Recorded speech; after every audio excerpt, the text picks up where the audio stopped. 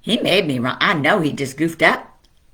Well, first off, we have to remember that God doesn't goof up. He doesn't make mistakes. But it feels like that.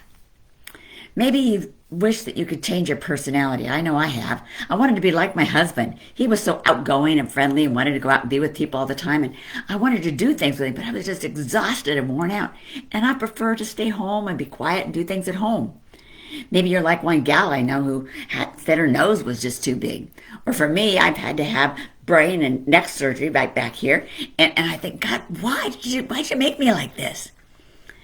You know, we can ask these questions over and over again. And maybe you're a person who gets really stressed and you're asking, God, why did you make me so stressed? I'm always stressed all the time. I think I was just born this way. But when we think about God and what he did, that's where we get the change. This is Joyce, the Practical Christian Woman, helping you love your life and your marriage.